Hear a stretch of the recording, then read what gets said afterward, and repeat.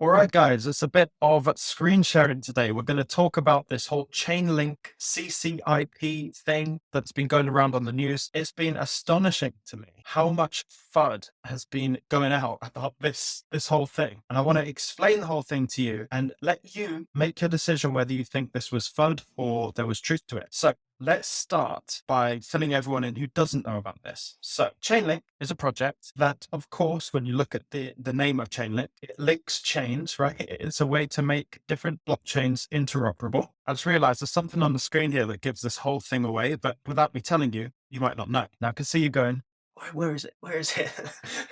You will get there. Just sit back and relax and enjoy this video. And the news that came out was about this partnership between Chainlink and Swift using their CCIP, which is cross-chain interoperability protocol. These sound like big words, but basically what I said before, Chainlink linking chains together via a protocol.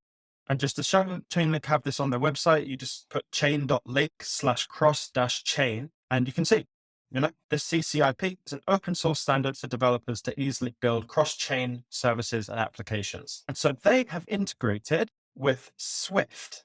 Okay, now Swift handle, as it says at the top, they're a global provider of secure financial messaging services. So we've got the information we need actually right here, right in front of us. And if you don't already know, just to add to that, Ripple's technology allows you to move, manage, and tokenize value.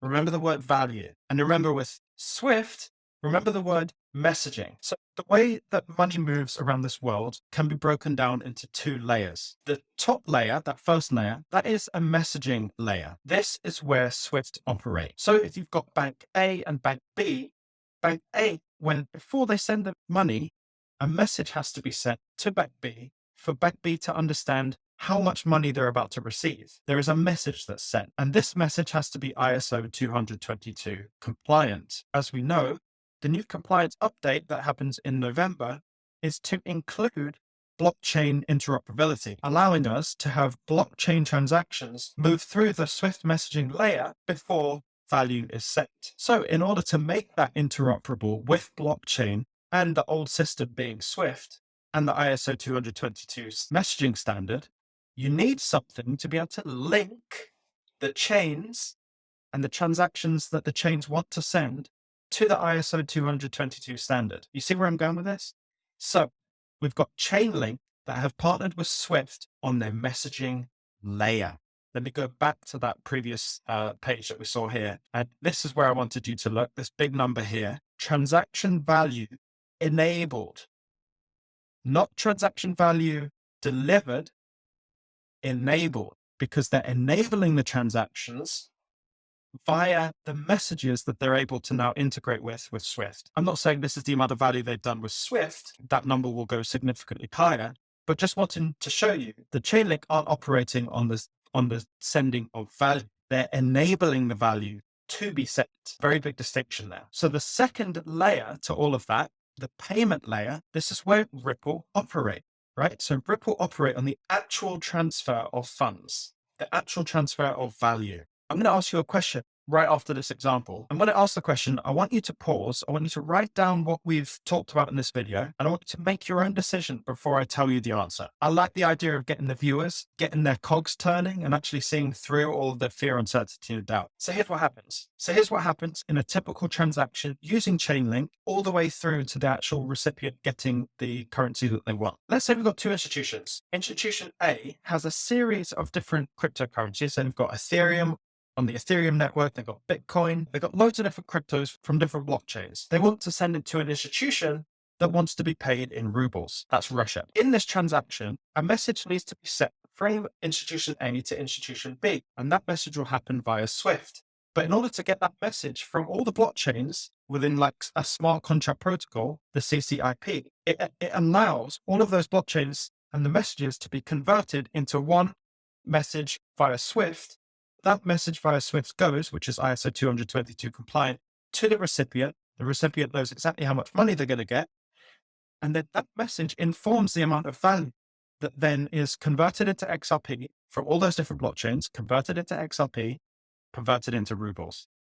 And there you have it, a whole transaction made possible by blockchain technology and using both Chainlink and XRP. So here's my question. Do you think Chainlink and XRP are competing? Feel free to pause the video now, think about it, write some stuff down. Question number 2, based on your answer on question number 1. If you said, yes, they are competing, I want you to answer why they're competing. And if you answered no, I want to ask you why they're not competing. Take some time to think about this with the information I've shared already. So now that you've paused and you've done your answers, let me share the answer. If Chainlink and Ripple are operating on 2 different layers, one is the messaging layer, one is the payment layer, they cannot be competing. One is moving money, one is moving a message. In fact, I want to go a little step further here. Because Chainlink can do this with Swift and allow the origin of that message to be more broad in its source, aka now it can actually be sent from all over the blockchain, from any blockchain. In fact, more messages, a higher volume of messages will be sent through Swift's messaging system, and therefore more value will be moved by Ripple. When more value is moved by Ripple, the XRP price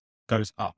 Overall, Chainlink has actually enabled a higher potential for XRP. And the point of this video was to make it unfuddable. All you have to do to get the answer is to just simply understand how the systems work, right? In this instance, you had to understand what Chainlink was, what Ripple was, and what Swift was.